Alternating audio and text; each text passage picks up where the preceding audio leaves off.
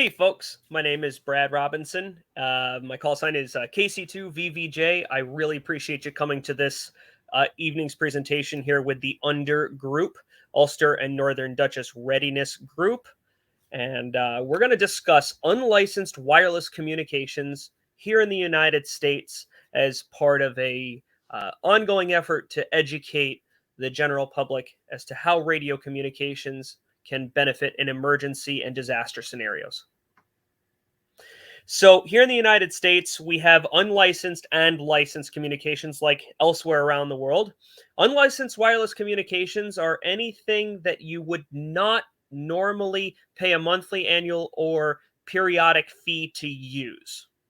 No officially issued call signs or identifiers are given by a government body, and no test or certifications are required to use the equipment or the RF space that they encompass. Licensed wireless communications require a fee to be paid in order to use the radio spectrum covered within the license details and parameters. The official call signs are issued by a regulatory body, such as the Federal Communications Commission here in the US. A test of some type or other certification is needed to operate radio equipment in the licensed spectrum of interest. Unlicensed wireless communication examples: Citizens Band, CB radio; Multi-Use Radio Service, MURS or MERS.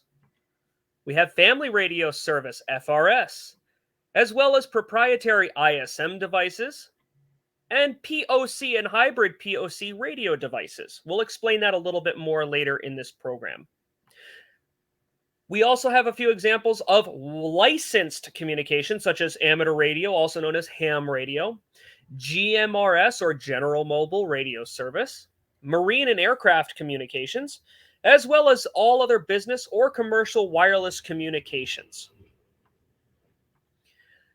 The radio spectrum itself encompasses a very wide range of frequencies from low to high. Higher frequencies tend to travel more like line of sight. If you can see where you're going, the radio can see where it needs to go. Lower frequencies travel in non-light of sight ways. The wavelengths are a little bigger and they can bounce and scatter in slightly different ways. Higher frequencies need smaller antennae, which really is beneficial, especially in a what happens if scenario. A little bit easier to pack. We'll talk about that a little bit later.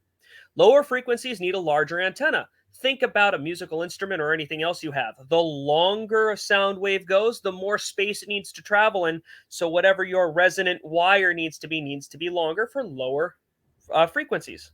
All frequencies have benefits for different applications, such as packability or distance of communications, for example. And there is no perfect frequency spectrum for everything. So there may be better uses of different spectrums and different frequencies based on what you need to accomplish. Citizens Band, CB Basics, everybody's favorite thing to talk about. We have 40 dedicated channels from 26.985 to 27.405 megahertz. This has been unlicensed since the early 1980s. Amplitude modulation, also known as AM, is the mode of use. If people talk at the same time on the same channel, you can hear them all on that channel. That has a secret safety of life benefit. And a fun little side fact, this is why air traffic communications are all done on AM, so everybody can be heard. Truckers are associated a lot with using CB. Reason CB helps them communicate efficiently in all directions is because CB has a little bit greater area of travel. Transmitter power, though, is limited to 4 watts, and that can limit the amount of distance that your signal can travel with a modest antenna. Extended range with single sideband, or SSB, is a benefit. This can make a 40-channel radio into 120 channels within the same spectrum. Also, SSB, single sideband, can increase the range about 60%. However, not all radios include this mode. As recently as 2021, FCC rulings have permitted frequency modulation or FM communications, which can improve sound, but limits safety of life benefits. It also helps limit communication range and interference with others because of that trap that we spoke about earlier. Lots of equipment to choose from for car and home use. There are portable handheld options as well, so that makes it easy to travel with. Multi-use radio service, MERS. 5 dedicated channels, 151.820, 151.880, 151.920, which is narrow FM, and 154.600, 154.570, which is regular FM or wide FM. Narrow FM is used for channels 1 through 3. Wide FM is used for channels 4 and 5.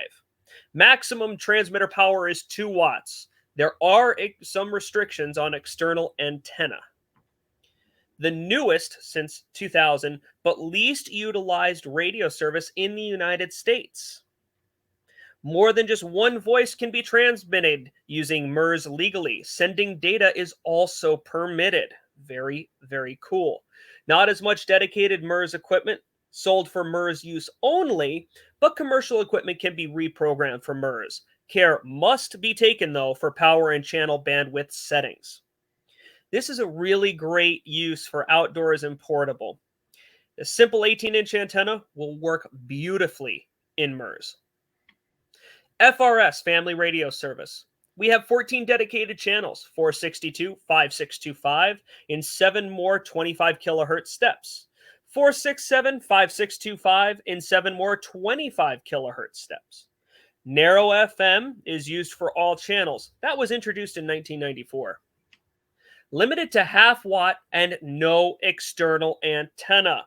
In 2017, this was changed to 2 watts for only channels 1 through 7.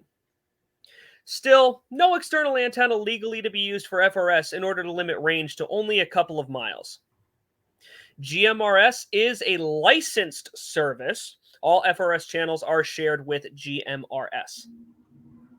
GMRS licensed users can use up to 5 watts on FRS channel 1 through 7, but are still limited to half watt on channels 8 through 14.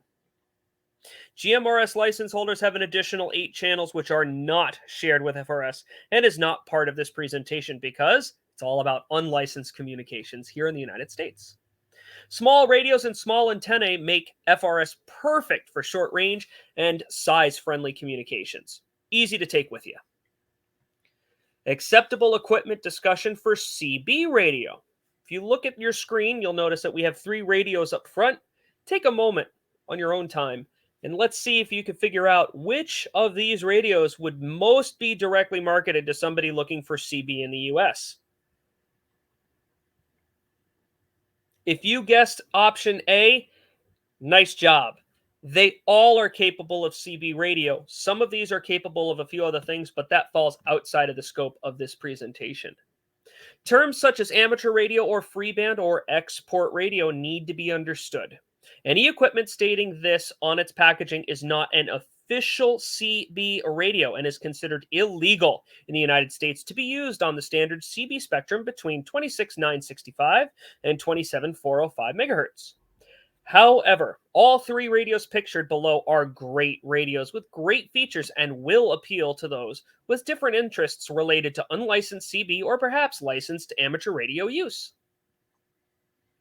MERS equipment is not as common as FRS. Here's some ways to tell them apart. MERS radios will always have a longer antenna than FRS radios. Unless you buy a combination MURS FRS radio, there is no way they can work with each other. Look for features like NWS, flashlight, and USB charging. Something super important. MURS has 2 types of channels. 1 through 3 are narrow FM, and 4 through 5 are FM. Buying a dedicated MERS radio guarantees compliance. Very important. The family radio service equivalent will always be clearly labeled and probably one of the easiest to use. Here are some features to be aware of. Charging batteries from USB port. They can allow for more universal charging. Make sure that you share the charging port with the same one as your cell phone. Combination radio. Some FRS, MURS, GMRS options exist. Combo package. Some have FM music radio as well. National Weather Service, NWS receiver, to be updated on the weather. Very important, especially if you're without shelter and hiking on your own or with others. Flashlight, great if your power goes out during a storm. Bright colors to help you avoid losing your radio. Easy to see, easy to spot, easy to acquire.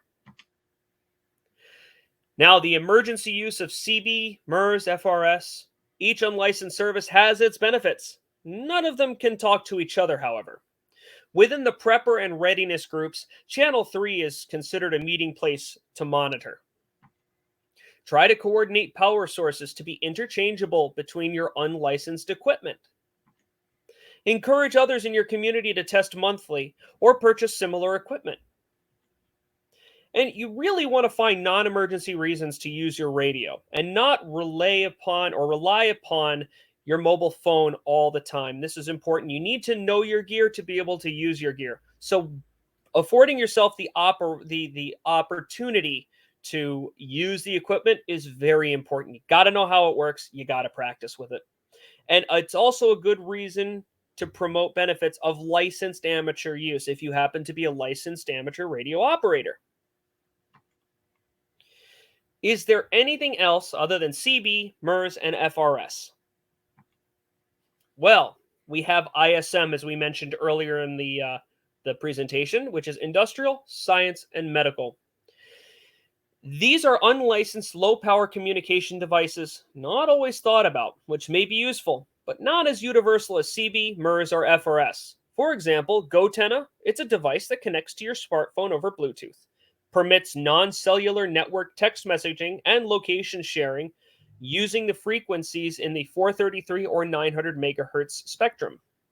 Other products like Beartooth, Meshtastic, and others offer a very similar experience. However, super important, all users need to use the same equipment. There is no interoperability between different vendors, but benefit, no license required. POC, push to talk over cellular. There are currently radios that you can use over a cellular network, and many also include VHF or UHF radios, which can be programmed to be used with FRS and MERS frequencies. Benefits of POC, VHF, UHF radio: global communications via cellular to other POC users. Offers off-network communications if needed for local use, hence FRS and MERS can be combined with certain radios. Apps like Zello can work between a POC radio and those with just a smartphone.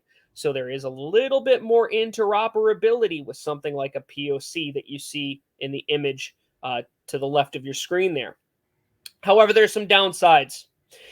They will require a monthly fee to use the POC portion of the radio. It requires a cellular connection, which requires some form of subscription. It is not considered a dedicated FRS or MURS device. That puts us in a gray area of use because it's not type specific. And it can tend to be more expensive than dedicated FRS or MURS radios. CB. Okay. Here's some activities that you can do in our area under Citizens Band, especially here in the Hudson Valley. Wednesday evenings at 9 p.m. Eastern Standard Time, we have the Hudson Valley Chick-In, channel 21 AM mode. On average, 50-plus stations coordinate a check-in to ensure communications is possible. And what that means is folks come around, they check into a particular net, and it helps us practice and use our equipment and get to know it a little bit better. Other channels to monitor locally include channel 3, 28, and 17, all on AM mode, and channel 38, lower sideband, at different times. Citizens Band, free band. The spectrum below CB channel 1 and above the licensed amateur 12-meter band is often called the lower free band, from 25 to 26,965 megahertz. There are some military and commercial uses here still, but generally from 26.5 to 26,965 are unlicensed users. 26,805 FM, 26,515 AM, and 26,555 LSB, lower sideband, are in heavy use. Spectrum above CB channel 40 and below the amateur 10-meter band from 27405 to 2800 is also very popular. 27425 lower sideband, 27555 upper sideband, and 27700 are popular. 27700 is where slow scan television, SSTV, happens by unlicensed users. Now, there's some do or don'ts associated with some of these things. Equipment. You need to research your equipment. If you're using a radio on frequencies it is not marketed for in the United States, do not mention that over the air or call attention to it in person. Transmitting. Be mindful of the mode and power levels, as well as the antenna you're using if you're using equipment that will make you stand out from others. While maybe not highly enforced, the FCC can fine you up to or more than $15,000 for doing the wrong thing when transmitting. You cannot be fined for receiving, though, in the United States. Privacy. Super important. Be careful what you share and how you identify yourself and where you may be located. You never know who is listening to your communications. This is especially true for CB free band when giving any radio to children. Now, a little bit about the Undergroup. We have weekly and monthly nets as well as meetings, as you see here on the screen, every Monday at 8 p.m. on the WA2MJM repeater, 146805. You have our weekly under net and monthly at on the fourth Monday at 7:30 for casual presentation and conversations via Jitsi meeting platform, which is what you're on right now. www.under-group.com, that's UNDR-group.com, has lots of information, how you can become more a part of the Undergroup, and information on training, emergency services, things like that through the use of radio. Various Under events, we will sponsor gatherings at local and state parks in Northern Dutchess and Ulster, and offer training and circumstance opportunities. A calendar of past and upcoming Under events can be found on our Facebook page, which on our website we have links to all of that. So folks, thank you so much. It's been great to share this time with you. If you have any further questions, get in touch with us on our website at under-group.com. We'd love to answer more questions, and have fun, be safe, and we'll talk to you soon.